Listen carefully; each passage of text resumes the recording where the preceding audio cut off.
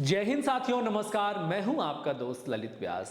साथियों, जैसा कि आप सभी लोग जानते हैं कि आज स्वामी विवेकानंद जी की जयंती है और स्वामी विवेकानंद जो हम सब युवाओं के प्रेरणा स्रोत हैं।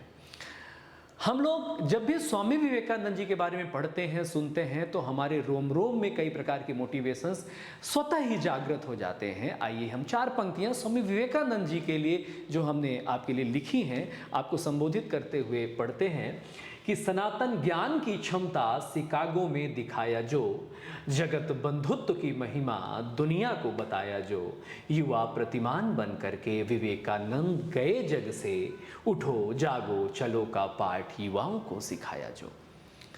उठो जागो और तब तक चलते रहो जब तक आप अपने लक्ष्य को हासिल ना कर लो। इस प्रकार के पाठ स्वामी विवेकानंद जी द्वारा हम लोगों को बताया गया है। इसका तात्पर्य क्या है? हम सुनते तो बहुत कुछ हैं, पढ़ते तो बहुत कुछ हैं। आए दिन हम लोग अपना मोबाइल स्क्रॉल करते हैं और हमारे मोबाइल में विभिन्न प्रकार के मोटिवेशंस, विभिन्न प्रकार के स्वामी विवेकानंद जी के कोट्स हम तक पहुंचते हैं। लेकिन क्या आपने कभी सोचा हमने उन्हें सिर्फ पढ़ने और आकर्षण के लिए, फ्रेम करने के लिए लगाए, या कभी थोड़ा बहुत आचरण में भी अपने हम लोगों ने समाहित किया? मेरे प्यारे साथियों, हम लोग अगर किसी भी पंक्ति को अपने आचरण में समाहित कर लें तो हमारा जीवन धन्य हो जाता है। इसी प्रकार विवेकानंद जी की जीवंत ये पंक्तियां हैं कि उठो जागो और तब तक चलते रहो जब तक आप लक्ष्य को हासिल नहीं कर लेते। लेकिन इतने में बात नहीं बनती है, बात तब बनती है जब विवेकानंद जी की हम कुछ और पंक्तियों की ओर अपना ध्यान केंद्रित करते हैं और वो ये कहते हैं कि एक समय पर एक ही काम में ध्यान केंद्रित करो और संपूर्ण समर्पण के साथ लग जाओ उस काम में,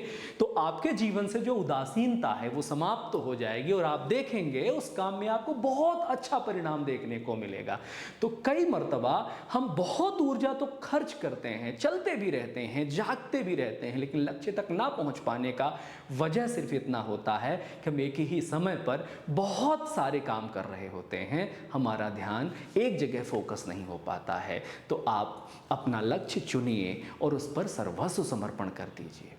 कई बार हम इतनी ज़्यादा ज्ञान के मृग तृष्णा के चपेट में आ गए हैं, इतने भ्रामकताओं के चपेट में आ गए हैं कि कौन सा रास्ता चुने वह रास्ता ही हमें दिखाई नहीं देता, क्योंकि हम कहीं ना कहीं प्रत्यक्ष या अप्रत्यक्ष रूप से किसी ना किसी से प्रभावित होते रहते हैं, इन्फ्लुएंस होते रहते हैं, प्रेरित होते रहते हैं।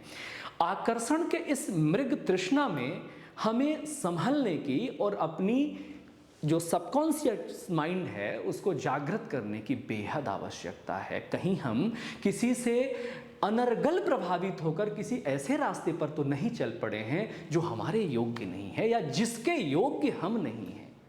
तो आपको यह भी एक समय के बाद देखना बड़ा आवश्यक हो जाता है कि जो रास्ता हमने चुना है, क्या वो केवल प्रभावित होकर के चुना है या हम उसके काबिल हैं या वो हमारे काबिल है। दूसरी बात यह है, कई बहुत दूर निकल जाने के बाद हम कई प्रकार के समस्याओं और भ्रम में आ जाते हैं। उस दौरान हमें ये सूझता नहीं है कि हमारा रास्ता अब किधर जाएगा। तो स्वामी विवेकानंद जी कहते हैं, शून्य की ओर लौटो। यानी शून्य की ओर लौटने का अर्थ है कि किसी जगह पर आप पहुंचे, वहां बहुत सारे रास्ते हैं लेकिन आपको डेस्टिनेशन सूझता नहीं है, तो आपका एक ही कर्तव्य है कि आप उसी स्थान पर पुनः लौट कर आ जाएं जहां से आपने शुरुआत की थी।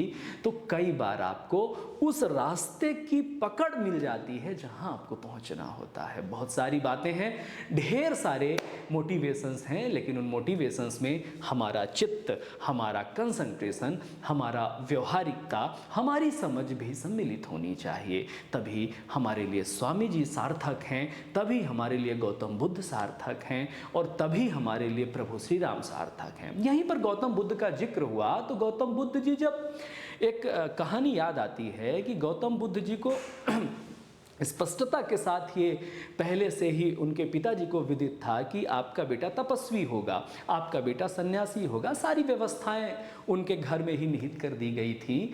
लेकिन नियति ने कुछ ऐसी घटनाएं घटित करी कि उनको एक बूढ़ा व्यक्ति मिला, एक मृतक का शव मिला, कई प्रकार की चीज़ें जो आप लगातार देखते हैं। उन कहानियों पे मैं नहीं जाता, मैं मुख्य बिंदु पर आता हूँ।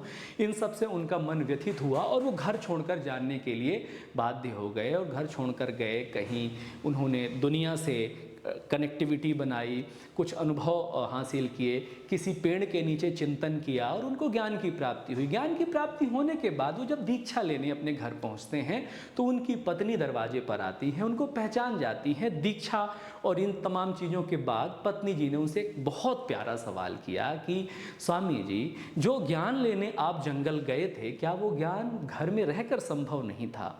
बुद्ध जी मुस्कुराए और बोले कि जी हाँ, यह ज्ञान घर में रहकर भी संभव था, लेकिन इस बात का भी पता मुझे तब चला जब मैं जंगल गया।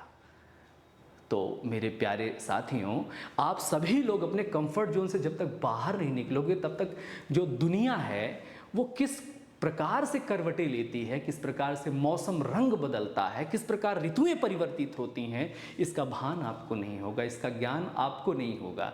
इसलिए आपको अपने अपने कंफर्ट जोन से बाहर निकलना होगा, रिस्क लेना होगा और अपने लक्ष्य को साधना होगा। बहुत सी बातें हैं, बहुत सी बातें की जा सकती हैं। आप सब लोग खूब अच्छे से रहिए, पढ़ते रहिए, मुस्कुराते रहिए। स्वामी विवेकानंद जी को आदर्श जरूर मानिए और उनके आदर्शों को सिर्फ अपने स्टेटस पर मत लगाइए, अपने चित्त पर लगाइए, चित्त के स्टेटस पर लगाइए। निश्चित ही आप सफल होंगे। फिर किसी बात के साथ मुलाकात होगी। तब तक आप अपना खूब ख्याल रखिए। बहुत बहुत धन्यवाद। जय हिंद।